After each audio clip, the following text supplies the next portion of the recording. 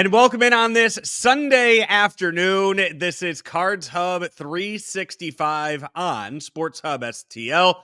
Cardinals drop another spring training game, but we're not here to talk about the X's and O's of that. We are here to talk about something that happened in the game today, along with what the manager said afterwards. I'm Joe Roderick, joined alongside by Brenden Schaeffer down in sunny Jupiter, leaving Roger Dean Chevrolet Stadium. Brenden, I cannot wait to see the YouTube chat of all of the folks wanting JJ Wetherholt to be on the opening day roster after he hit his first spring training home run earlier this afternoon. Your thoughts on the 2024 first round draft pick? Yeah, he looked ready today, Joe.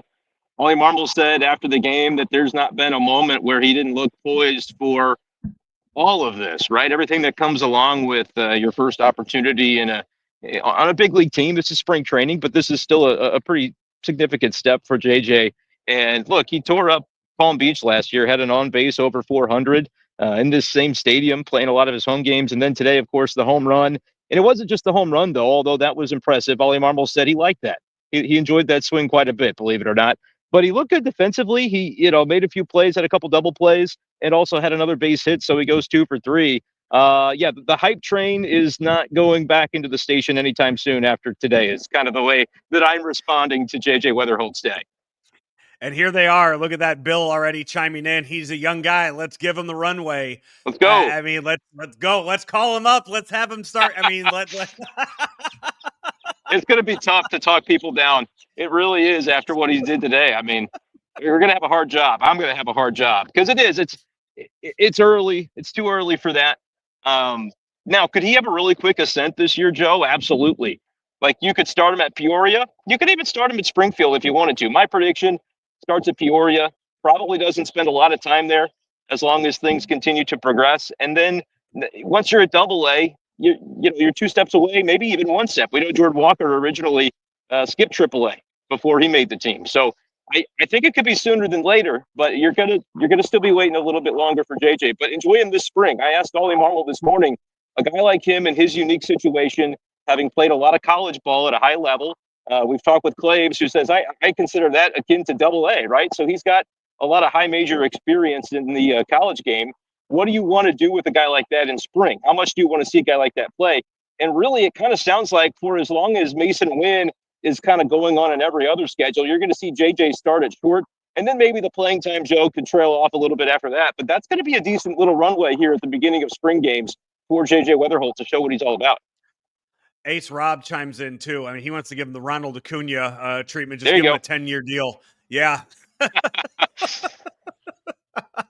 Guys, I know you love him, and you should. He's a really exciting player. And again, like everything, this morning, Ollie Marmol said he wants to see some things go well for him and then see some things maybe not go well for him in the game and see how he would respond to that. And so after the game, I asked Ollie, I said, hey, that play where he was defensively kind of ranging to the other side of second base and the ball kicks off his glove, it would have been a tough play to make anyway. But I said, hey, does that qualify? Because he ended up hitting the home run shortly after that play defensively. And Ollie said, no, that doesn't qualify. Pretty much everything went smooth as far as he saw it today for JJ. And he said, you'll know when I'm talking about something doesn't go his way, a strikeout, a true error, something of that ilk, I imagine. But it's hard to say his debut went any better or could have gone any better than it did today for JJ Wetherholt, no doubt. Yeah. Your comments welcome on the YouTube chat here as a part of Cards Hub 365, supported by Gray Bar. And Brenden, one of the questions that we have gotten a lot over the last week of doing the show when it comes to Nolan Arenado being a member of the Cardinals for now is who does it really impact the most? And I think you and I can both sit here and we can confidently say that is not JJ Wetherholt. That Nolan Arenado being on the St. Louis Cardinals this year is not impacting the growth of JJ Wetherholt at all. He is going, whether he is playing in Springfield or Memphis or wherever they start him this year, that he is not going to lose at bats because Arenado is the third baseman here in St. Louis. He is going to continue to get his starts and play wherever the Cardinals, the St. Louis Cardinals, decide that he needs to play in the minor league system, and that's going to be that is going to be what his role is going to be in the minors for the season. Yeah, and it's completely unrelated to the Arenado situation. I know that people like to look ahead, though, and maybe even more so with an organization that's in transition, retool, not a rebuild, whatever you want to call it. You're even more inclined to think about what does 2026 look like and beyond. So I get why fans do it, but let's talk about that. For this season, I don't think you see JJ Wetherholt this season. And that's going to be disappointing for people who are hopeful that you will. I also don't think that's wrong of the Cardinals. Like, I am fully on board with what the Cardinals are about to do with Weatherholt. Like I said, Peoria is high A. He hasn't even played there yet. He was down here in Jupiter for the Palm Beach Cardinals late last summer after he was drafted in July. Everything down there looked great, so I think he'll get bumped up. Going straight to Springfield, I don't really think there's a need to do that, but could you see, similar to Quinn Matthews last year, start him low, have him pass the test, give him another one, give him another one. I think that could happen for JJ this year, to where this time next season, Joe, we're coming into the 2026 camp, potentially talking about where JJ Wetherholt fits on the Cardinals roster a year from now. I think that's a possibility, but I don't think the current saga of Nolan Arenado really pertains to that much at all, because let's say the Cardinals do decide eventually Arenado is going to be dealt. Well, you've got July, and then you've got the next off season before we really have to consider, well, how does that impact JJ Wetherholt? Yeah, it's funny too, because right now, the Cardinals as a whole, the front office of the Cardinals, I don't think they have any idea where Weatherholt is going to play when he ends up making his big league debut. Today, he started at shortstop. Yeah. Positionally, yeah, I'm talking about in the field. Today, he started at shortstop. I'm going to go out on a limb. I'm going to say, if you gave me the position players 1 through 8, that shortstop is probably the 7th most likely position that he's going to play on the Cardinals. I'm going to say they're not going to put him at catcher. They're not going to put him behind the plate. But yeah, he's not going to play short either. There are 6 other places that they will be putting him or testing him out on the field. And it just so happens that right now it looks like, yeah, as you mentioned, he's going to be going back and forth at short, but I do think that whenever it is his turn to play, I think you're going to see him moving all over the place. I think you're going to see Sajasi play a little short as well. Fermin, I think, is going to get those reps at short. So let's not read anything into him getting that spot that start at short today either. No, I think he's going to play short for now, but that doesn't mean he'll play short in the big leagues. The Cardinals said when they drafted him, let's see how long he can stick at shortstop, because the more athletic you are, the better you acquit yourself. Well, that's a tougher position to play, so let's make it tougher. Let's have him do the tougher thing and see how long he can hold up doing that and be successful and be effective and be the defender they look for from that position. But obviously, yeah, when his big league time comes, Mason wins the Cardinal shortstop for the present and the future. So it's going to come somewhere else for JJ Wetherholt, more likely than not. But as the Cardinals see it, why not keep him at that spot if he can do it for the time being? That just is going to make him more well-rounded as a player later on, to then when you toggle down to a position that's a little less demanding of a player defensively, he's probably going to be in an even better spot to do that because of the experience at shortstop. They won't keep him at short forever, I don't think, Joe, but for now, again, he's not close to the big leagues. He's got a few levels yet to go, so you might as well keep him working at that spot. But I will be curious in 2025, do they divvy it up? Do they give him more second and third than they maybe would have last year? And do they start to kind of tilt that as the potential for a major league debut comes into focus a little bit more this year than it would have at this point last year? I mean, heck, Brenden, I talked to him, minutes after he was drafted last July, and he, immediately, I think, just showing the intelligence, he knew the depth chart of the Cardinals organization. Yeah. Minutes after they were drafted, and was talking to me about, hey, if they need to put me in the outfield, if that's what gets my bat in the lineup in St. Louis the fastest, whatever, put me wherever you need to put me for that. So he knows what his value is to the team. He knows what his value is to the organization and why he was drafted as high as he was. He's going to do whatever it takes to be put in that situation. I kind of will be curious if they do go the outfield route eventually. Again, this is a not yet conversation, but we've seen other kind of athletic infielders, like think of an O'Neill Cruz. I think the Pirates moving him to the outfield. Like, could he be a future center fielder? I think the beauty of it right now is that they can try to do anything they want with him as he progresses, and you don't have that immediate impact on, well, what does that mean for the major league roster? I think trying to connect those dots right now is a little bit premature. So, yeah, someday I think outfield could be interesting too if they decide to go that direction. But you know what? I thought he looked pretty good today in shortstop. So I think he's an athletic kid that's going to be fine wherever they put him.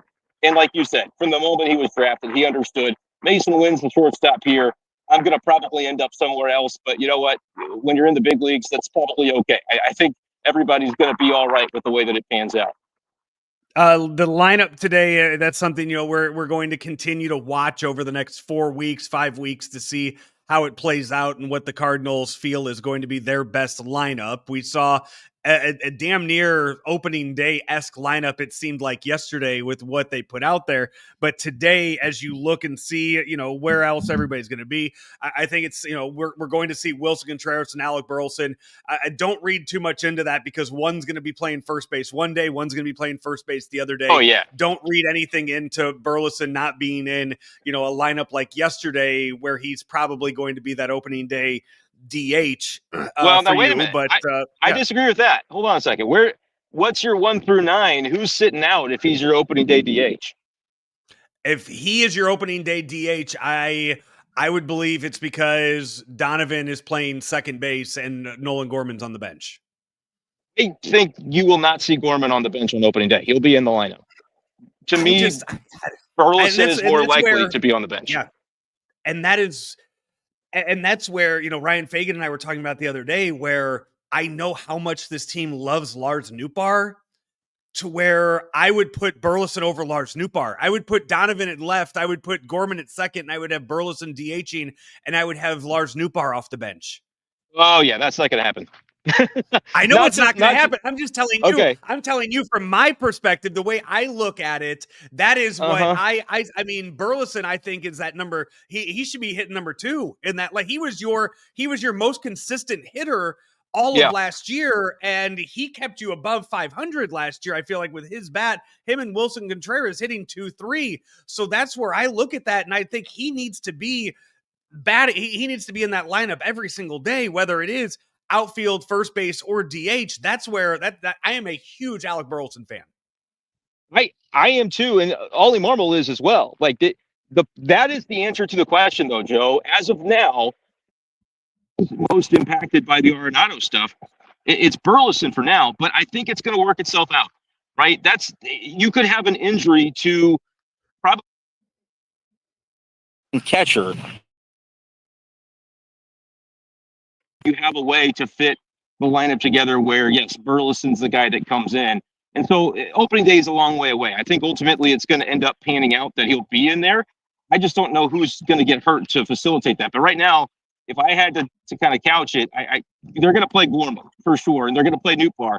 The one way, Joe, if they wanted to do it, would be to put Newt in center, and that would then open up left field for whether it's Burleson or Donovan, and then the trickle down to the other one being the DH with Gorman at second. You could do that. But that's really the only way I see all of these bats that they would like to see in the lineup in there.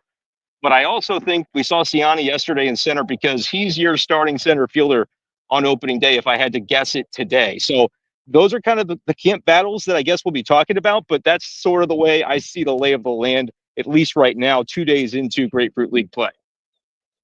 Yeah, the speaking of Grapefruit League play, Cardinals did lose the game today in the final score. Who cares? Sem didn't have a great day. All right. Yeah, is it Reverse? Robertson. Gave 9 runs. I will. It's impressive to give up 9 runs on 9 hits in 33 pitches. That's impressive. They took him out and put him back in. They took him out and then put him back in. They had to get his work in, though. Don't be mad about that. He needs to build up to his starter workload. It's not even a thing to get mad about. Like, I was frustrated because I wanted to do our show a little sooner, but that's just what you have to do at this point in camp. It's about guys getting to a pitch count, as Ollie Marmol told us after the game. Don't be mad about that, please.